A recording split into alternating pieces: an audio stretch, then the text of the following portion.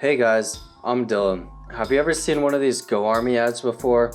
To me, there's something a little off about them, so we're gonna take a closer look. First, let's go to YouTube and find the full video.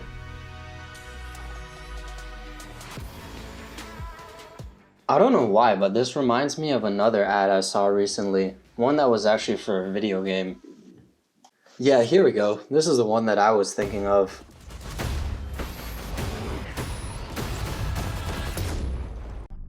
When we put these two ads side by side, I would have thought they both were for a video game. So is that what the Army's trying to say? That if you join the armed forces, you'll get to experience real-life Call of Duty? After some digging, I started to find my answer. It's called the military entertainment complex. As it turns out, the relationship between the military and the video game industry wasn't just a weird hunch of mine, but it's something that's been documented and thriving for the past few decades. Just take a look at some of the claims in this article. Israel's got tanks that are driven with Xbox controllers. And look right here, it's the explanation for why the Go Army ad looked so much like the Call of Duty one. Military recruiters want gamers. But let's keep going. Look at this quote from the US Navy's Twitch. It's as if they're training these gamers to be soldiers. But I think this sentence here sums up what is so concerning. Most troubling is not when games feel like war, but when war is made to feel like a game. Unlike in Call of Duty, you only get one life in a real war, and the lives lost aren't just computer bots. The Go Army What's Your Warrior advertisement that we just watched was released in November of 2019, so next I decided to research the context of this campaign. Eventually I found this Vice video about President Trump's plans to increase military recruitment, which came out just a little over a year before the Go Army What's Your Warrior campaign was launched. If we listen to what General Jeffrey Snow says right here, we might be able to understand the motivation behind the What's Your Warrior campaign. The challenge we have is really getting the word out to the youth today. The challenge we have is really getting the word out to the youth today.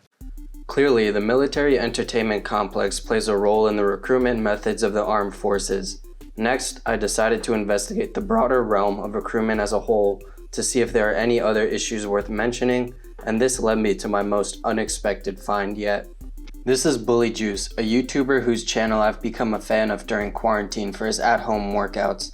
Bully Juice is a military man, but look at the title of his earliest video. It's called The Lies Military Recruiters Tell You. Now I'm here to talk about the top lies that your recruiter told you. In the video, he lists several common lies told by recruiters, but there's one in particular that I want you all to pay attention to. Let me explain to you this next lie. This whole dream sheet stuff, okay? You are not guaranteed to go where you want to go just because you put it on your dream sheet, all right? That's not how it works. Let's bring back that Vice video now and compare what Bully Juice just said to the response given by Taylor Greenwell, a young woman in the midst of her recruitment process, when asked about why she plans to enlist in the Army.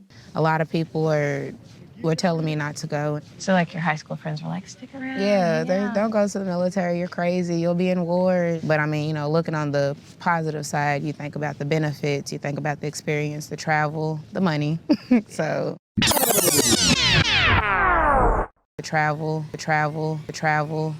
You are not guaranteed to go where you want to go.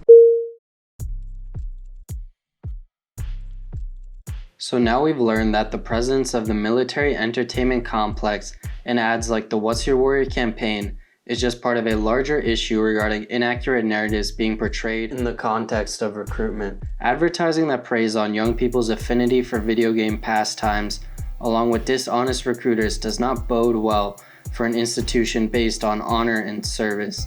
If the armed forces were a private enterprise, this could even raise legal concerns and be considered employment fraud.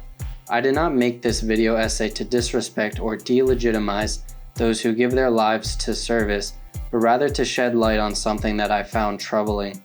After all, if people like Taylor Greenwell are willing to give their lives for the safety of the nation, they should be told the truth about what they're getting themselves into.